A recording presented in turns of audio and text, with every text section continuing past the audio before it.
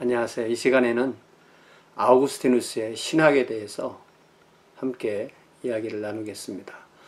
아우구스티누스는 우리 그리스도교의 초대교회의 완성이고 또 중세교의 시작이라고도 얘기되고, 그보다 더 중요한 것은 그리스도교 신학의 어떤 그 메인라인, 주류 신학의 핵심이 되는 분이라고 이해를 할 수가 있습니다. 그래서 루터도 자신이 종교개혁을 할 때 아우구스티누스를 통해서 그 사도 바울에게 이르렀다고 그렇게 얘기를 하고 있습니다. 그래서 우리가 아우구스티누스를 공부하면서 아우구스티누스의 신학을 다 다루지는 못하겠지만 핵심적인 것을 다룰 때 우리가 어느 부분에서 아우구스티누스에게 찬성하고 또 어느 부분에서는 우리가 아우구스티누스에게 나는 이런 의미 때문에 반대한다, 그런 자신의 그 관점을 기르는 것이 좋겠습니다. 아우구스티누스는 초대교회 서방 신학을 종합한 신학자이고요. 주로 다음에 세 가지에 대항하면서 그의 신학이 형성됩니다. 첫 번째는 마니교, 매니키아니즘에 대항해서 성경적인 악의 근원을 정립합니다. 마니교는 극단적인 이원론을 가지고 있었죠. 빛과 어둠, 선과 악의 영원한 대결을 가르쳤습니다. 그렇게 되기 때문에 지난번에 얘기된 대로 아우구스티누스는 자신의 안에 있던 그 악이나 죄나 어두운 면에 대해서 정당화할 수 있었고, 그것은 어떤 바른 신학으로 인도할 수가 없었습니다. 그래서 아우구스티누스는 피조물은 근본적으로 선하다. 그래서 하나님은 악의 창조자도 아니고 악은 영원하지도 않고 악은 단지 선의 부재 상태다, 이렇게 가르쳤는데, 이런 부분은 결국은 그 아우구스티누스에게 있어서 어떤 신플라톤주의와 기독교의 경계선을 넘나드는 악은 선의 부재 상태, 요거는 우리가 좀 생각해 봐야 되죠. 왜냐하면은 빛과 어둠으로 이야기하면 어두움은 빛이 없는 상태, 이렇게 맞죠.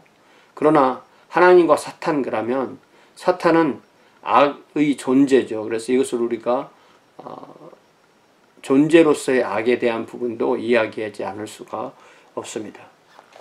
두 번째로 도나티스트에 대항하여, 아우구스티누스는 도나투스주의자들에 대항하여 성경적인 교회론을 정립합니다. 아우구스티누스 당시에 도나티스트들은 북아프리카에 확산되었습니다. 이제 북아프리카라고 얘기할 때는 훨씬 더 카르타고 중심 지역을 말합니다. 이집트는 또 따로 얘기해요, 보통. 그래서 어떤 지역에서는 가톨릭 교회보다 막강하였고, 특별히 도나티스트들은 주로 북아프리카 원주민들로 이루어졌습니다. 그래서 밑에 그 김홍규가 정리한 내용을 다시 보면서 이 도나투스주의에 대해서 좀 얘기를 해보겠어요. 도나투스주의는 308년에서 11년 사이에 카르타고의 주교 선출을 둘러싸고 북아프리카에서 일어난 분파운동을 일컫는 말입니다. 멘수리우스가 사망한 후에 그의 보좌 사제로 있었던 케킬리아누스가 카르타고의 새 주교로 선출되자 거센 반발이 일어났습니다. 특별히 80인의 누미디아 지역 주교들은 대박해 시기에 배교자, 즉 성경책을 이교도 행정관에게 건네어 준 자, 트레디터였던 압투그니의 펠릭스에 의해서 케킬리아누스가 주교로 성별되었다는 사실을 문제 삼습니다. 그래서 반대파는 케킬리아누스 대신에 순교신앙을 전수했다고 인정된 마조리누스를 자기들의 어떤 그 모임으로 인해서 다른 주교를 선출하는 겁니다. 이렇게 해서 두 사람의 주교가 카르타고 지역에 동시에 있게 되는 그런 국면이 시작되었고, 이렇게 돼서 가톨릭 교회에서 세운 주교가 아닌 누미디아 지역 주교들이 세운 이러한 새로운 주교가 같은 지역에 동시에 있게 되는 거죠. 또 이제 마조리누스가 사망하고 313년부터 이 반대파에 의해서 카르타고 주교로 선출되어서 40년 동안 강력한 영향력을 행사한 지도자가 바로 도나투스 마그누스인데, 내지는 도나투스 오브 카사에 니그라 라는 사람이었고, 그래서 도나투스주의자란 말은 바로 이 사람에 의해서 나오게 됩니다. 이때부터 북아프리카 지역에는 가톨릭 교회와 아프리카 고유의 토착민 그리고 민족주의적 성향이 강한 도나투스파가 둘 다 형성되어서 5세기 초 반달족이 침입할 때까지 근 100년 동안 가까이 치열한 투쟁을 벌이는 국면에 접어들게 됩니다. 이러한 교파 분쟁이 최고조에 다다른 지점에 나타나서 가톨릭 교회를 끌은 지도자가 바로 아우구스티누스였고, 도나투스파는 개인적으로 마니교에 이어서 두 번째로 잠재워야 될 아우구스티누스의 난적이 되었던 것입니다. 자, 이렇게 다시 그러니까 아우구스티누스의 시대는 400년 넘어서잖아요. 그런데 이미 그 도나투스주의자가 생긴 것은 거의 100년 가까이 이렇게 되었던 거죠. 자, 그래서 아우구스티누스는 교회의 분파를 인정하지 않았고, 도나투스주의자들에게 가톨릭 교회 안으로 들어올 것을 촉구했습니다. 특별히 아우구스티누스는 키프리아누스의 주장을 계승해서 교회 밖에는 구원이 없다, 이렇게 주장을 한 거죠. 그래서 이 아우구스티누스가 다른 제가 번역한 이 신자들의 교회 책을 보면은 아우구스티누스가 이 분파 운동을 거부하는 것에 대해서 정리된 내용이 있는데, 제가 좀 한번 읽어드리고 설명을 해 보겠습니다.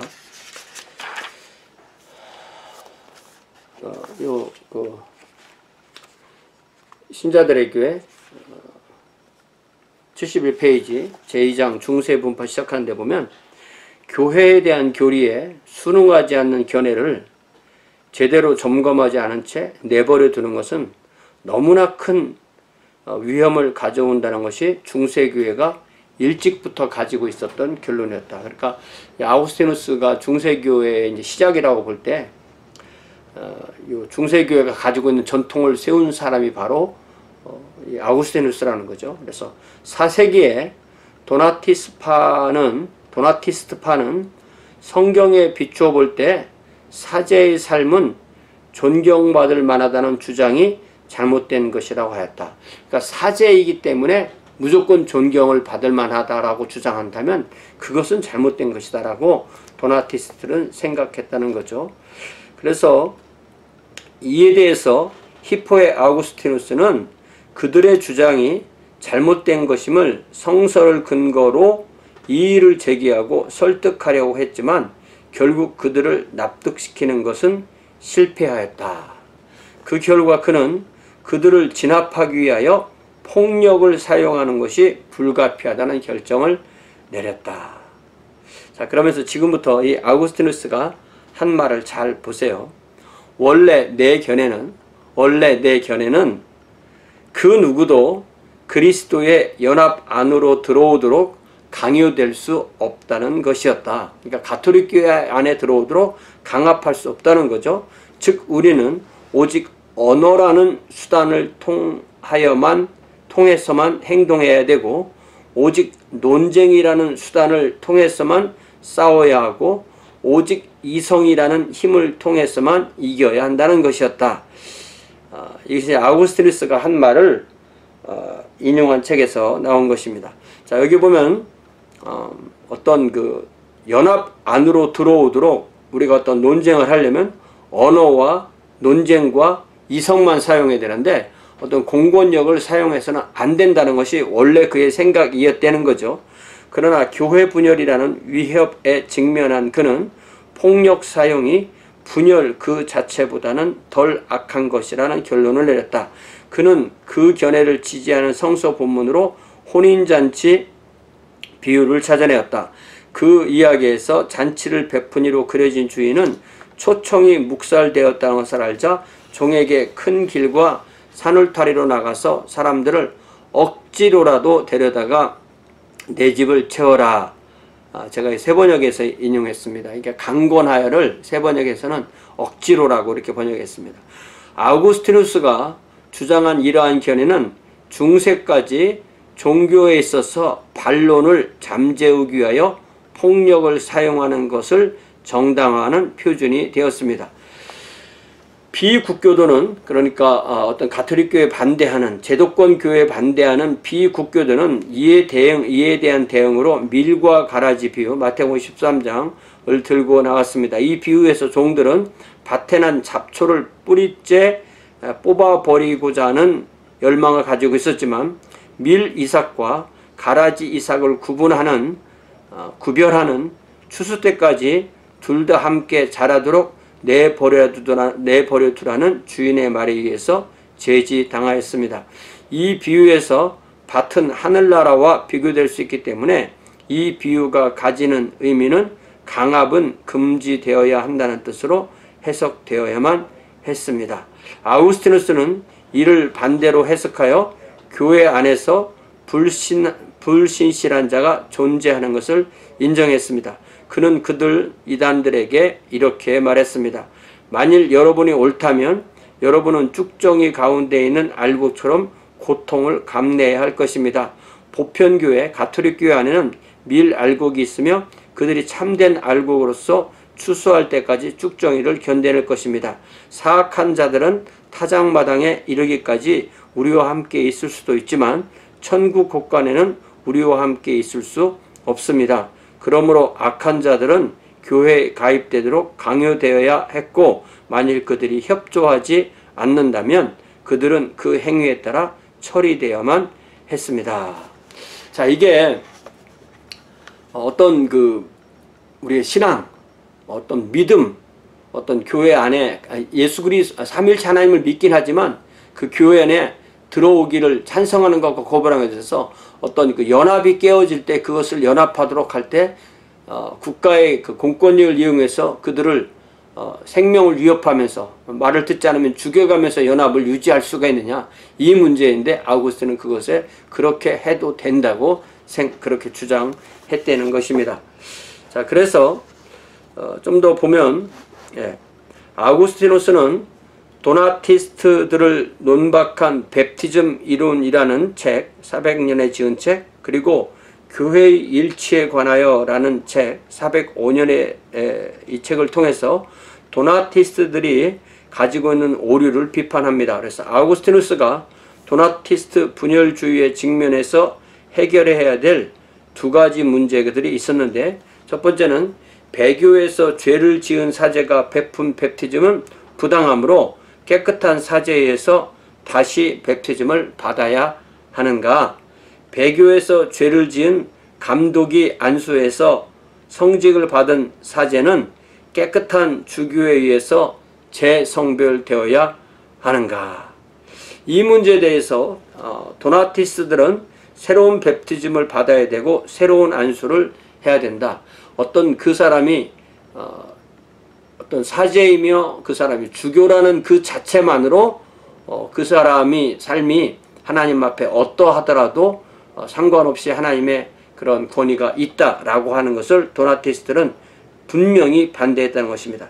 그들은 교회의 거룩성이 성직자들을 포함한 성도의 거룩성에 달려있다고 주장했습니다. 이를 중세 신학자들은 이것을 이제 구별하기 좋게 엑스 오페레 오페란티스 이렇게 정리했습니다. 이것은 직역하면 from the doer of the deed, 그래서 어떤 행위자의 행위에 의해서, 행위에 의한 행위자로부터 뭐 이런 식으로 번역을 할 수 있죠. 이것을 우리 그 한자어로 정리를 할 때는 인효성, 그 하나님의 거룩성이 결국은 그 성도와 사제와 주교의 거룩성에 의해서 제한된다. 더 늘어날 수는 없죠. 어쨌든 무조건 줄어드는 것입니다. 그들은 공권력에 성경을 내어주어 배교한 사람들은 그 죄로 인하여 그리스도의 은총을 상실하고 거룩한 교회의 회원이 될 수가 없고 그들에 의해 받은 베프티즘, 성만찬, 성직 안수 등은 무효라고 주장했습니다. 그러니까 이 사람들은 엄밀하게 이단이 아니라 분파라는 거죠. 분파의 정의는 이 분파와 이단의 정의도 아우구스티누스가 정리를 해놓은 거죠. 이 상황에서 정리를 한 겁니다. 우리 강의노트 141페이지에 보면 이단과 분파, 이단은 헤러시라고 하고 분파는 쉬즘이라고 이렇게 하는데, 아우구스티누스의 정의에 의하면 이단자들은 하나님에 대하여 그릇된 견해에 집착하고 믿음 그 자체에 해악을 끼치는 자들, 저의 정의는 삼위일체를 믿지 않는 사람들이 이단입니다. 분파주의자들은 비록 우리가 믿는 동일한 그것을 믿긴 하지만 사악한 분열 속에서 형제적 사랑으로부터 떨어져 나간 사람들을 우리는 분파라고 부릅니다. 그러니까 분파의 특징은 우리만 잘 믿고 너희들은 구원 못 받는다. 우리만 구원받아 똑같은 삼위일체 하나님을 믿어도 우리처럼 믿지 않으면 너희들은 지옥 간다. 그래서 예를 들자면 우리가 요한계시록 14만 4천 이거 공부를 하다 보니까 예를 들자면 안식교회에서 그 14만 4천에 들어가는 사람들은 주일에 예배를 드리지 않고 토요일에 예배를 드리는 사람들, 안식일에 예배를 드리는 사람들만 이 14만 4천에 들어간다. 이렇게 말했을 때 똑같은 삼위일체 하나님을 믿어도 안식교회는 우리만 24만 4천에 들어간다. 우리만 구원받는다. 이렇게 주장하기 때문에 사실은 최소한 분파인 거죠. 최소한 분파인 겁니다. 자, 그리고 분파의 정의를 이렇게 알 수가 있고요.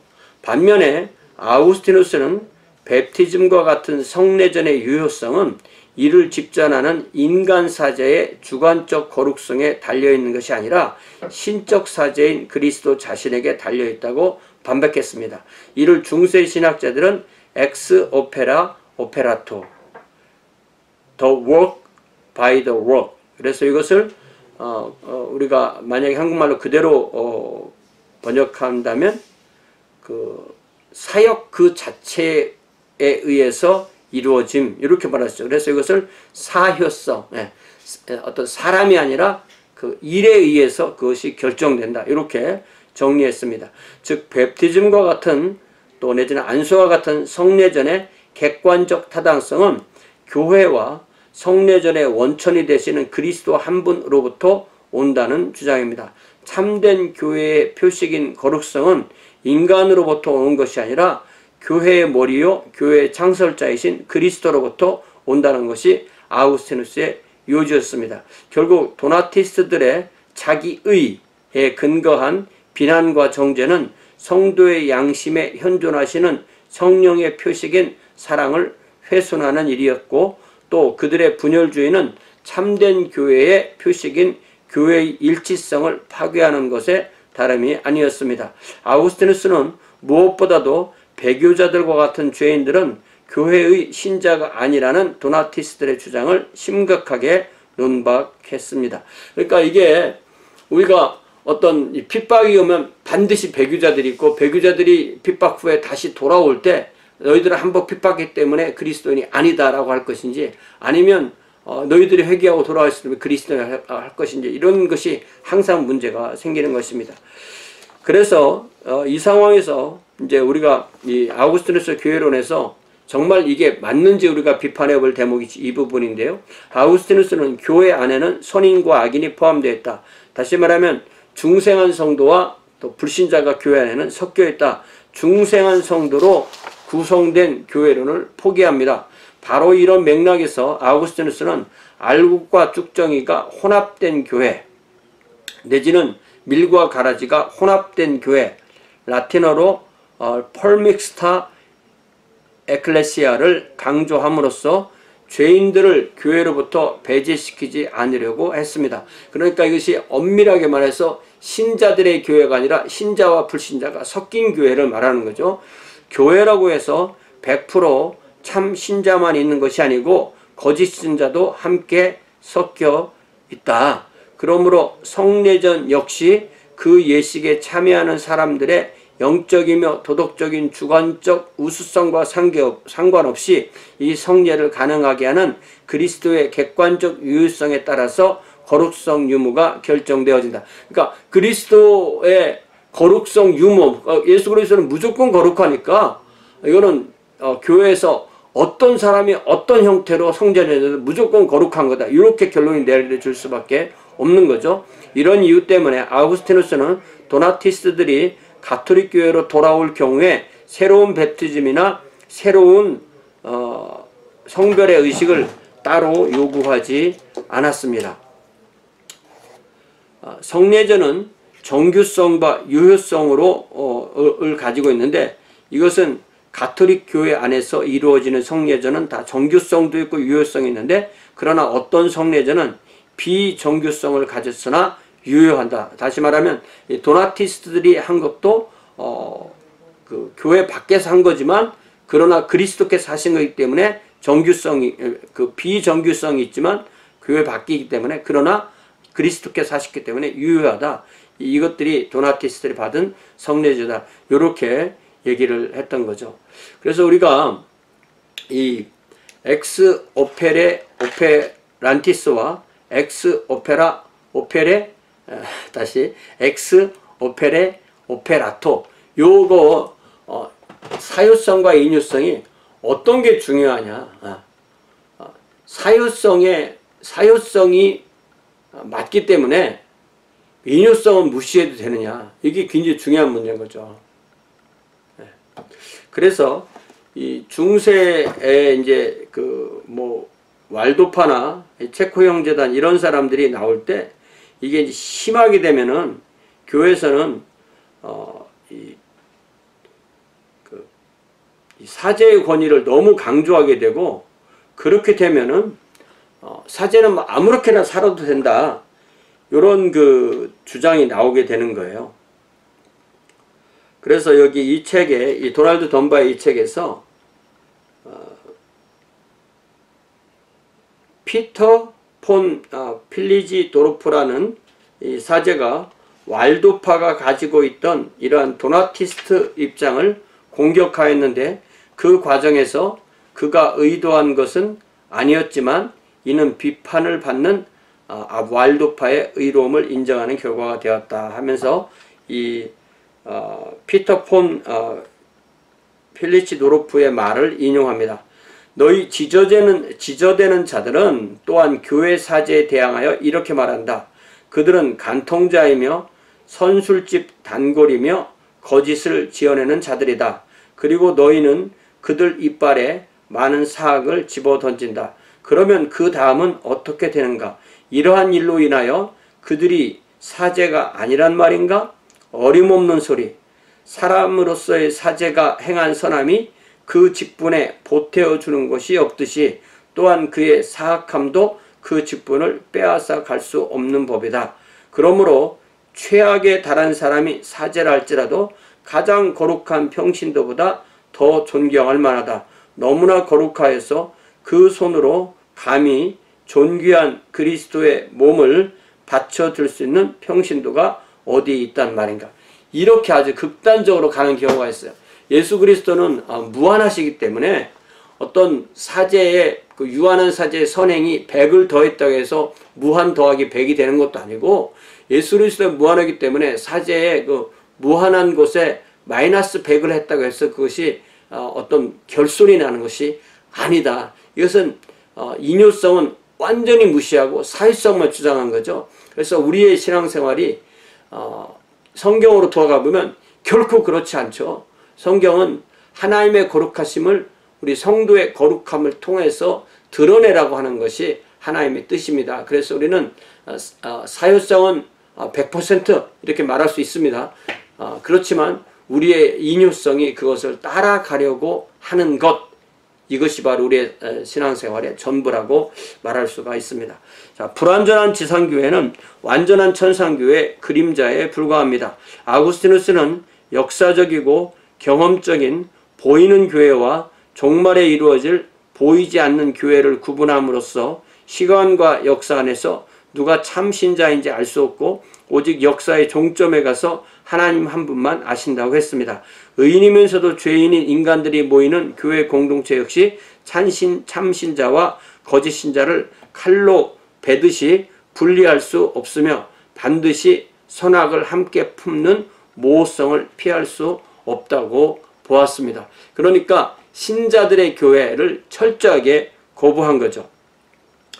자, 그래서 이 부분에 대해서 어떤 침례교회처럼 신자들의 교회를 추구하는 교회들은 아우구스티누스의 이 교회론을 거부합니다. 이 침례교회처럼 또 이 책에서 나오는 이 신자들의 교회에서 나오는 교회론에서는 오직 거듭난 성도로만 이루어지는 신자의 침례 또 중생한 자의 교회를 주장하는 교회론과 아우구스티누스의 교회론은 반드시 구분이 됩니다. 그래서 마태복음 13장에 가라지의 비유에서 예수님은 밭은 세상이요 좋은 씨는 천국의 아들들이요 가라지는 악한 자들의 아들들이요 and the field is the world and as for the good seed these are the sons of kingdom and the tares are the sons of the evil one 이렇게 말씀하심으로써 신자들의 교회 빌리버스 처치를 주장하는 사람들은 예수님의 이 말씀을 문자 그대로 받아들여서 이상적으로 이해해서 가라지와 곡식이 섞여 있는 곳은 세상이지 교회라고 안 했기 때문에 교회는 오직 중생을 경험하여 하나님의 자녀가 된 천국의 자녀들로만 이루어져야 된다고 주장했습니다. 반면에 아우구스티누스는 예수께서 밭은 세상이요라는 그 말씀에서 그 밭을 지상에 있는 교회까지 확대해서 적용하고 현실적으로 이해를 합니다. 그러니까 신자들의 교회를 추구하는 교회들이 훨씬 더 이상적인 교회고요. 신자와 불신자가 섞여 있어서 교회에는 불신자도 교회의 회원이 될 수 있다고 그렇게 그것을 인간은 막을 방법이 없다고 현실적인 주장을 한 것이 이 아우구스티누스의 교회론의 계율을 따르는 거라고 할 수가 있어요. 그러니까 우리가 어차피 이상을 실천하는 것은 불가능해 라고 해서 이상을 포기할 거냐 아니면 이상을 추구하면서도 어떤 그것이 이상을 추구해도 그렇게 되기는 완벽하게 되기는 어렵지만 그래도 교회의 순수성을 지킬 수 있는데 이상을 포기해버리면 완전히 교회 세상에 구별이 안 되는데 그걸 어떻게 할 거냐는 거죠. 그래서 특히 오늘날처럼 이 교파주의가 될 경우 또 신앙의 자유가 있고 교파주의 할 때는 신앙이 자발성에 의한 것이기 때문에 어떤 국가교회를 추구하던 교회와 신자들의 교회나 둘 다 신자들의 교회 쪽으로 가게 될 가능성이 많은데 옛날처럼 어떤 국가교회를 추구하게 되면 이 국가 전체가 신자로 여겨지고 유아세례에 의해서 그리고 국가 전체가 다 어떤 교회의 회원이 되면 이건 뭐 사실은 교회 안에 참된 신자가 과연 몇 프로나 될까 할 정도로 그런 문제가 생기게 되는 거죠. 그래서 어떤 그 영토교회, 국가교회, 어떤 강압에 의한 신앙 이런 것들이 기독교하고는 근본적으로 맞는 것이 아닙니다. 그래서 이 아우구스티누스가 이 도나티스트파들을 어떤 강압으로 교회 안으로 끌어들이려고 했던 그것은 어떤 그 바른 태도는 아니었다고 저는 그렇게 생각을 합니다. 그래서 앞으로 우리가 공부를 하고 토론을 하면서 이런 문제에 대해서 교회론을 자신이 어떤 다른 사람 앞에서 변호할 수 있고 주장하고 변호할 수 있는 그런 교회론을 형성할 수 있기를 바랍니다. 세 번째, 아우구스티누스는 펠라기우스, 영어로는 이제 펠라지어스라고 하는데요. 이 펠라기우스에 대항하여서 성경적인 은총론, 구원론을 정립하게 됩니다. 펠라기우스는 영국 출신의 수도승이었고 아주 도덕적으로 훌륭한 그러한 그 평판도 좋은 그런 사람이었습니다. 높은 학식이 있고 금욕생활도 하는 그런 수도사였고요. 펠라기우스는 390년경에 로마를 방문했고 로마의 낮은 도덕성에 경악하게 됩니다. 로마가 교황청이 있는 곳이고 어떤 뭐 이때는 뭐 교황청 이렇게 말하기 그렇죠. 로마가 어쨌든 그 로마라는 그 대주교가 있는 곳인데 그곳이 이렇게 어떤 그 종말과 말세처럼 느껴질 정도로 도덕성이 낮은 것을 보고 경악했는데 그의 기본 주장은 인간은 선을 행한 능력이 있으므로 선을 할 수 있고 그렇게 선을 행해야만 한다고 주장했습니다. 그는 아담으로부터의 원죄를 강조하는 것은 인간이 선을 행하는데 부정적 영향을 끼친다고 보았습니다. 그래서 펠라기우스는 아담으로부터의 원죄를 부인합니다. 그는 아담은 단지 나쁜 모범을 제공한 것뿐이다라고 강조했습니다. 인간에게는 죄를 짓지 않을 능력, 즉 자유의지가 있다. 그렇게 주장한 겁니다. 우리가 이 원죄에 대한 이야기를 하면요, 원죄라는 단어를 쓰는데 이 펠라기우스 사상을 그대로 가지고 와서 원죄를 가르치는 사람이 있어요. 그것은 원죄를 가르치는 게 아닙니다. 그거는 펠라기우스주의예요. 그리고 펠라기우스주의는 기독교가 아닙니다. 펠라기우스주의는 명확하게 잘못된 가르침이에요. 잘못된 교리입니다. 그래서 이것을 우리가 분명히 구분을 잘 해줘야 됩니다. 펠라기우스는 아우구스티누스의 저서들을 읽고 큰 혼란을 겪어서 아우구스티누스를 만나려고 배를 타고 이제 아우구스티누스가 있는 곳으로 찾아가죠. 그러나 그는 아우구스티누스를 만나지 못하고 그 위에 행적이 어떻게 되는지 모릅니다. 자, 여기서 원죄를 이해하는 기본적 세 가지 입장, 이거를 다시 한번 정리해 보겠어요.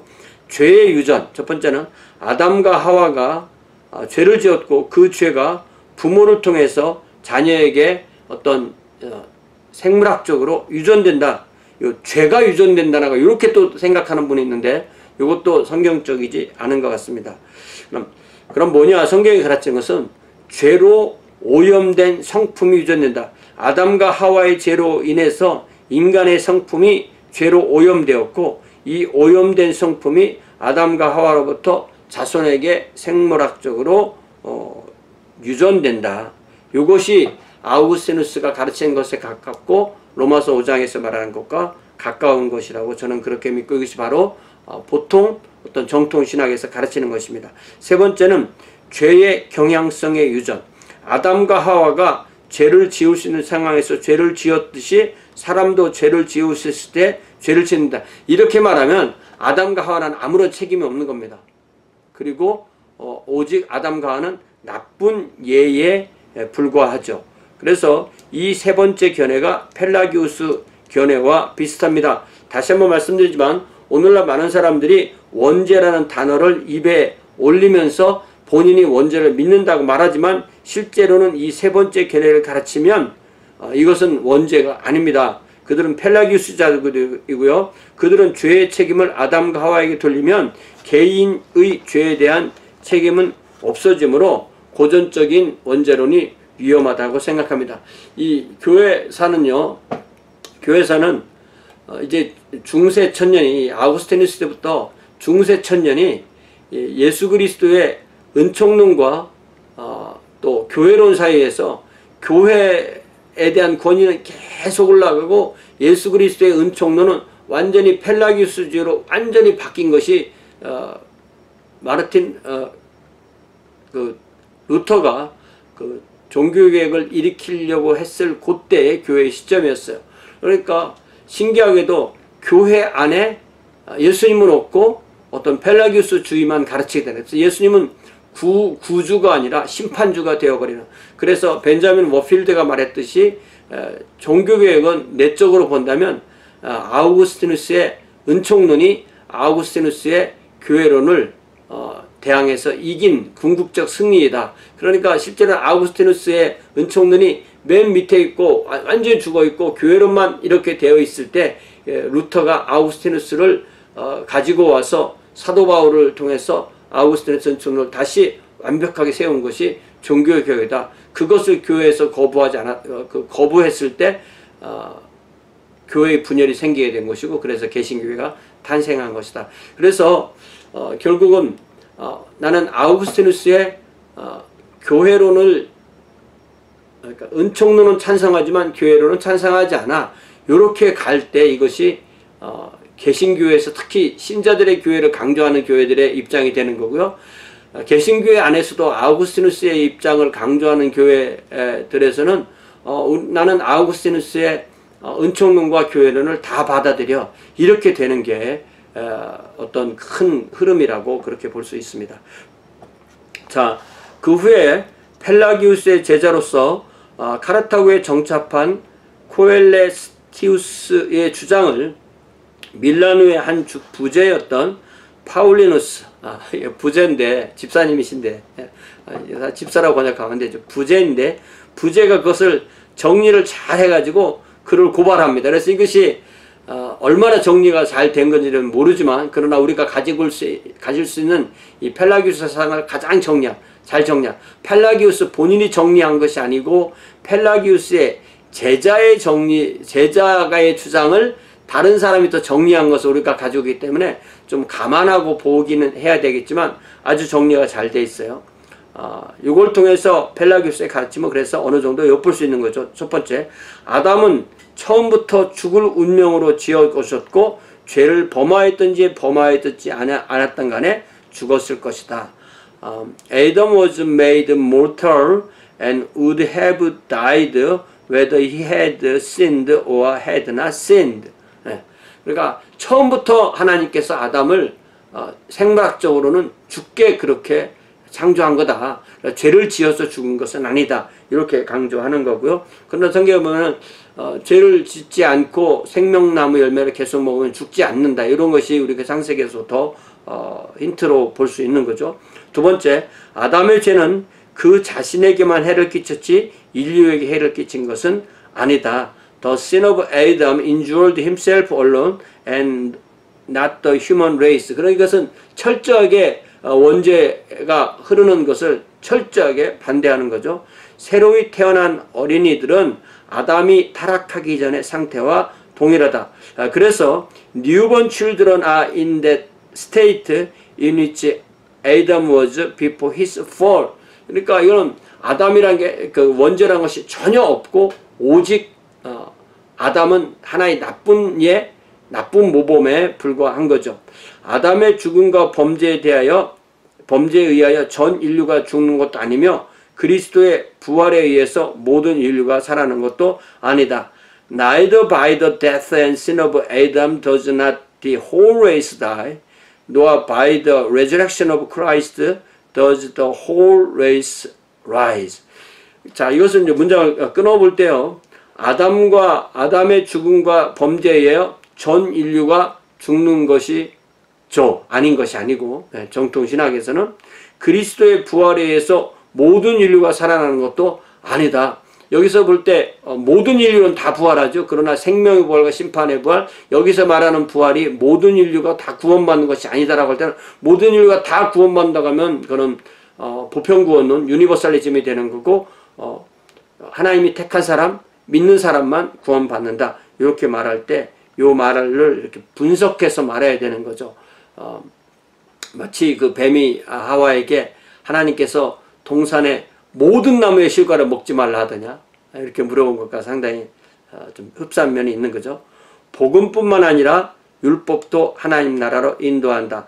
The law leads to the kingdom of heaven as the gospel. 그러니까 이것도 율법이 없으면 복음이 아니잖아요. 그래서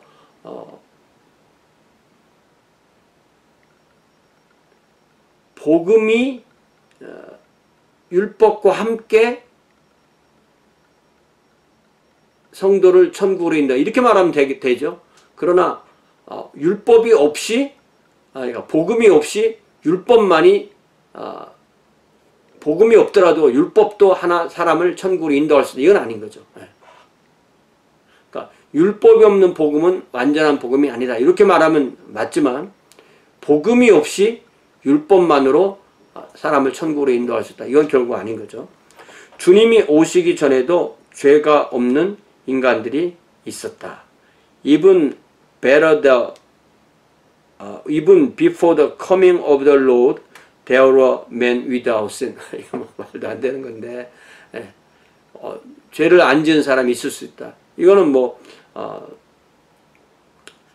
죄인 없나니 하나도 없다 이런 말씀을 드려서 분명히 문제가 있는 걸 알 수 있죠. 자, 그 이후에 아우구스티누스는 죄의 보응과 용서에 관하여 On the Reward and Remission of the Sin 이라는 책, 또 영과 문자에 대하여 관하여 On the Spirit and Letter 은혜와 자유의지에 관하여 On Grace and Free Will 등의 저서를 통해서 펠라기우스 주장에 반대하여 그리스도의 복음의 핵심을 천명하게 됩니다. 동시에 아우구스티누스는 아담의 죄로 인하여 오염되어 태어난 신생 아들의 구원을 위해서 유아 세례를 정당합니다. 그러니까 이 아우구스티누스의 은총론이 성경의 은총론하고 잘 맞지만, 그러나 유아들의 구원을 위해서 어떤 유아 세례를 통해서 구원받으면 이거는 성례전적 구원이 되는 거죠. 그래서 이런 부분에 대해서도 어떤 그 로마 가톨릭 교회나 또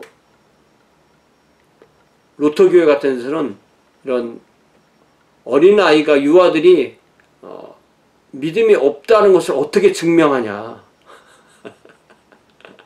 그렇게 얘기하죠. 그러나 유아 세례를 거부하는 사람은 일단 신약 성경 안에 유아 세례를 받았다는 것이 증명이 없다, 증거가 없다.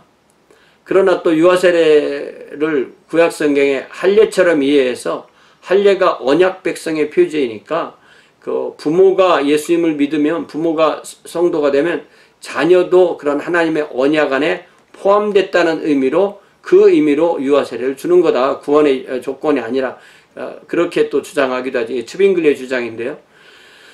그래서 이제 그 유아 세례를 주장하던 사람들이 아직도 그런 주장을 하게 되는데, 문제는 이 유아 세례가 오늘날에는 어떤 하나님께서 주신 어떤 신앙을 자녀에게 잘 전수하겠다는 그러한 약속의 정도라면 문제가 없습니다. 그러나 문제는 그것으로 인해서 어떤 구원을 받는다 이렇게 말하면 문제가 되는 거죠.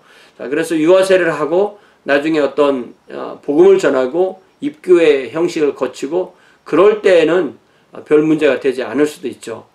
그러나 굳이 어떤 그 유아 세례의 역사를 다 생각해서, 유아 세례는 어떤 국가교회 잔재니까 우리는 유아 세례 안에 헌화식을 하고 자녀를 불신자로 보고 교회 안에서 율법을 가르치고 죄를 깨달을 때 예수 그리스도를 가르쳐서 거듭남을 체험하는데 우리가 도울 거야. 이것이 이제 보통 신자들의 교회에서 가는 그 방향이 되는 거죠.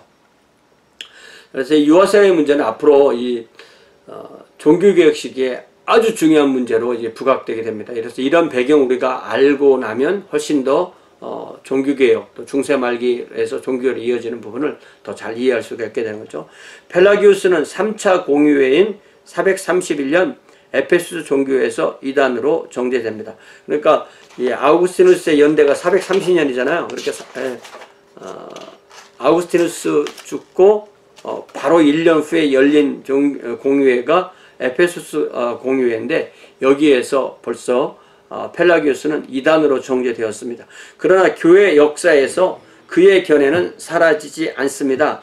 교회 안에는 아우구스티누스와 펠라기우스의 중간 노선을 따른 사람이 많습니다. 그래서 이것을 세마이 펠라지아니즘이라고 하는데, 그것은 결국 세마이 아우구스티니즘과 같은 말이 되는 거고, 그 주장은 원죄론을 인정해서 성령의 능력 없이는 하나님께 나아갈 수 없다라고 아우구스티누스적으로 설명한 다음에 예정론이나 저항할 수 없는 은혜는 부인해서 어떤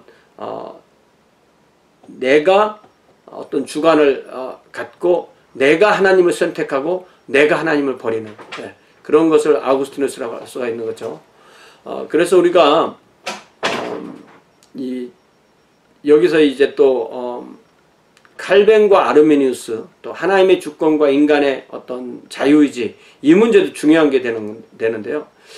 제가 이해하는 것은 성경은 하나님의 주권을 100%로 이야기하고요. 그 100%가 사람에게 나타날 때 인간의 어떤 의지의 100%로 나타납니다. 그러니까 하나님께서 나에게 예정하시고 나에게 주권을 행하셨는데 나는 믿지 않는다. 이런 거 없죠.